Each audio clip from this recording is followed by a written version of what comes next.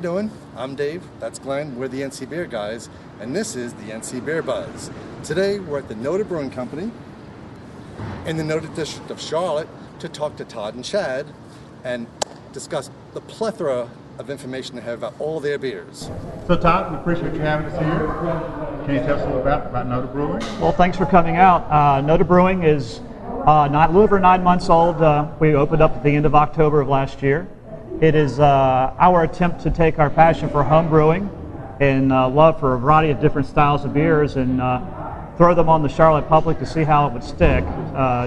We've been really thrilled with the hospitality of the Charlotte beer crowd, of the homebrew clubs, the Charlotte Beer Club. All our friends have come in and embraced the beers, right, and have given us even more enthusiasm to go out and make even stranger and wilder beers. How long did you experiment with these wild and stranger beers before you decided, you know, we're going to share this with the public? Well, I mean, so much of the stuff that we made as home brewers was probably more traditional styled. At least in my case it was. And as we would put Chad's talents together with some of my inspiration too, we kind of played off each other a lot. And plus we're motivated to a large extent by friends on the West Coast who do experiment with different styles and blend different styles together, and as an opportunity to kind of educate people about beer and the history of beer, show them what different historic beers are like, and what beers from could be like if they were actually melded together, different styles are melded together. And Chad, how did you come to be hooked up with this crowd? What's your background? I actually come from the medical industry. So it just seemed to fit. But no, I had been brewing pretty religiously for several years, and I was doing promotions with different clubs and organizations for craft beer in the area, and really been jonesing for something to mimic what we see on the West Coast with, just like what Todd said, using different styles, and I always brewed sort of experimental styles. I started brewing more traditional styles, but I started actually doing weird stuff. And I think for craft beer and enthusiasts, it's the boundary pushing stuff that's so exciting, and it makes this stuff that's more traditional too even more exciting then, because it's going back to something that's nicely established, and so it's kind of a reminiscent flavor that you have. But I used to do rotations, so to speak, throughout all the local Charlotte restaurants and bars and pubs when I wasn't doing events for the craft beer promotion and whatnot. And when I just basically overheard Todd talking about hops one day over at a local spot that they lived right by, and I just chimed in, very rudely, I'm sure, and was like, I want to talk about brewing with you, and it was pretty much a real casual relationship, I guess, since we passed each other at the restaurant, and it just pretty much sprung from there. With I expressed my desire for what types of beer I'd like to see in Charlotte, and I liked what you had been doing as well, and they just kind of fit together and really kind of put the two concepts together. You had a full catalog of beers. So I'd heard so much about Chad from friends who were in the homebrewing groups here in Charlotte, and had never met him, so it was going to happen eventually. And then when it did happen, we would just kind of gel. That we both were really excited about the opportunity to make different beers in Charlotte that weren't being made at that time, and it was just kind of a wide open field for us. And once we could just get the business put together and get all the tanks put together and all the plans put together, we knew that we had a great opportunity ahead of us. It was just up to us whether we were going to succeed or fail. Right. Let's talk about production capacity. What is, you got it, you said put together. What is put together? Where are you now? Well, right now we have let's see, about 135 barrels of fermentation capacity. We 15-barrel brew house. Started with 75. We can brew 15 barrels at a time, so typically we do probably brew 2 or 3 times a week right now, and very happy to do that. And the demand has been great. I think people have been looking for not only well-crafted German styles, but an opportunity to try some different varieties here in Charlotte. And so far they've embraced them all. We've been very excited about that. How crazy! I mean, this is crazy good. Which one is that? NoDable? No, yes. Thank you. Appreciate so explain if you want to explain this one. NoDable was made almost as a joke, to be completely honest with you. We have a good sense of humor. Yeah, I mean, well, it's the summertime. No one's gonna lie. In North Carolina, it's hot and it's humid. And summer beer festivals do not bode very well for everybody that wants to, drink something special for it to be an imperial stout aged on bourbon barrels. I love it, but it's not going to fly across the whole board. And I've been wanting to do some sort of a mint beer for a while, and I was kind of jaded with the idea of the mint stout. It's because I haven't really enjoyed a whole lot of the ones I had tried, and even on a homebrew level. And I was like, I bet a mint wit beer would be pretty good. And literally that morning, Bart, our assistant brewer, came in, and he kind of jokingly said that his fiance Heather said that we should make a mojito beer.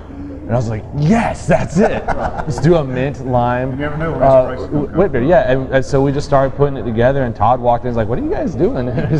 We're making a mojito beer, and we put it out on a couple festivals and ended up winning a drinker's choice at one of them. So part of the stipulation with that is we had to actually do it production size, so people, the venue could actually purchase it. So another challenge, I guess. Yeah, I mean, when it's a lot easier when you got 1 pound of mint, dried mint going to 33 pounds of dried mint. It's a little bit little harder, and about 50 pounds worth of lime that we have to hand zest. So it's a labor of love, but it's a fun beer, and it's This beer is really kind of a expression of what our philosophy is here. One of my good brewing friends out in Portland, Oregon at Breakside Brewing, Ben Edmonds, who won a medal at the GABF last year, when he started his brew pub there in Portland, his idea was to brew a different beer every week, to give it to their crowd on Wednesdays.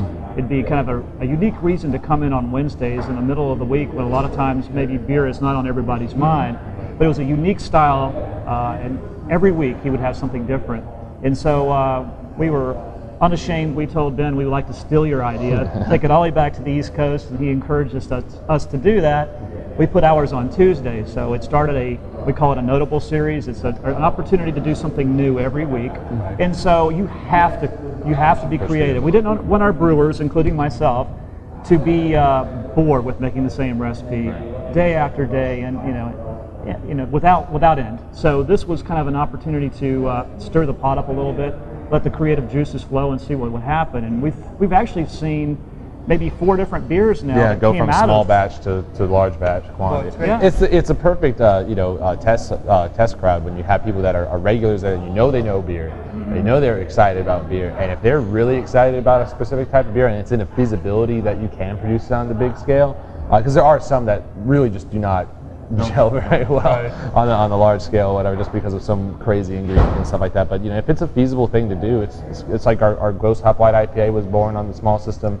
The Midnight Madness Black IPA was born. This obviously was made on the small system. So if it gets a large generation of hype behind it from people that we trust and people that we know that their palates aren't gonna just be like, oh, I just love everything you guys do, and then not give any real feedback. If it gives a really good feedback to it, and it's something we can physically do on the big system, why not go ahead and step into it, make it a new seasonal, make it a rare release, something like that. That's a great model to do. I mean, just having the creative juices always flowing. Not saying, we made the 6 beers and we're going to kind of stick with that because we know people want it.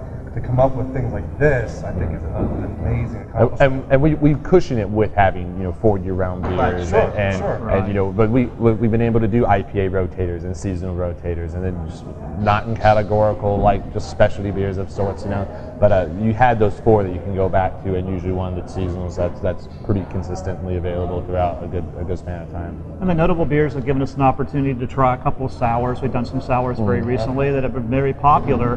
Where if we had done them on a production side, it might take months or a year or 2 to get to a point where you're willing to put them out to the public, and then who knows where it's going to be. So, but it's a chance to try some things on a small level and have some fun with it and see what people think. And very rarely are we surprised. We find about every week there's a large contingency of people who come in who are really excited about that beer, and we try to give them a little information on the web, whether it's in a video form, tell them a little bit about the beer, tell them what it's not, what it is. Yeah, kind of the inspiration behind it, so to speak. So we definitely have some fun with it. So other than here, where can we get your beer? We're in over 120 accounts right now? Yeah, I think we're about 122 accounts in the greater Charlotte, Mecklenburg area. We go a little bit outside of Mecklenburg County, but right now we're trying to take care of our backyard first. That's easiest for us to distribute to, and we do self-distribute here in our area. Draft and tap at this point? It's all draft and yes. We did one limited release bottle that we hand bottled, hand labeled, and hand signed. I have one in our We have awesome. them. We got it. Very cool. But you know, that was one that we did, but that was of course 1,518 bottles of it. Most of it went pretty quickly, and we probably will do some more bottles on that scale as well, but not a production bottling line as of yet. Right. Yeah. So the vast majority of it's in draft form. We hope that's in our future, so we can get beer out to our friends in Raleigh and Durham, Greensboro, and Winston-Salem, and we love the opportunity to go up there and share our beers with them. We just came back from Summertime Brews in Greensboro. We'll be going up to Twin City Taps in a couple of weeks. We're looking forward to pouring beer in Winston-Salem. Yeah, right. It's great to see the local scene itself is so supportive, and it's great to see it go beyond where your reach is. You know, to people like, I've heard all about you guys, and like, wow. Hope we live up to the hype, and to see them respond back positively is absolutely wonderful. Yep. It's really cool to see, and like again, it's the kind of that great state community where we have such a momentum going for us right now in comparison to the rest of the region. Mm-hmm. You know, there's all the new breweries popping up and the styles that we're choosing to brew, and also to see it play over in areas that it's not even got any grounding whatsoever yet, and just happens to be there in a festival. Chad, very rewarding. Chad just literally returned from Portland, Oregon, where he was invited to participate in the Portland Pale Ale Invitational, one of the opening events there for the Portland's Craft Beer Festival, their weekly festival, and I think it was one of 24 beers that were invited to participate. Yep. I think one of only 2 East Coast breweries. Yep, there's only 2 East Coast breweries. It's us and Dunedin. I've always said their name right, but it's the Florida Brewing. But it was an opportunity for all the pale ales to be showcased, always from IPAs all the way down to English pales and such like that. So it was an opportunity for us to put a beer out to people who had never ever had it before, and see how it went, and it was fun, and that's where he just came back from. I got to put it on after the Pale Ale Invitation was a charity event, and after that they had this tent called the Buzz Tent, which is basically like where it's all beers that are low quantity, because the Oregon Brewers Festival is 4 days long, and it's 9 hours each day. It's long days. So everyone stacks kegs deep, you know. So for the kegs that they want to, have for the festival, but they know they're not going to be able to get more than 1 or 2 kegs for it. There go my keg of the white IPA. It goes into this buzz tent, as in like it's a buzzworthy beer, and people were just flooding to it because they're like, it's a North Carolina beer. What's going on? And I was there to help, to talk it up to people and answer questions and whatnot. And everyone's like, why, what are you doing out here? Right. And I'm like, well, you see the map? They had a map up there, and everyone put a pin of where they were from, and it was just all over the place. Europe, all over North America, Canada. I was like, someone's going to tweet about it. Someone's going to have, and to be able to go up to Oregon, where a lot of the inspiration that we have for brewing comes from, and I personally have even been up there.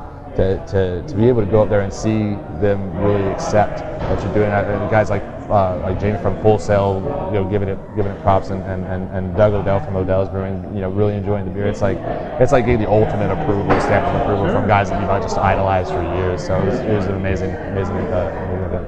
We really appreciate you guys being with us today. We want to encourage the people out there to come support what we're doing here at NoDa, support in general the Charlotte beer scene, and until next time, remember, drink local, keep your beer dollars North Carolina. Catch you later, guys. Cheers.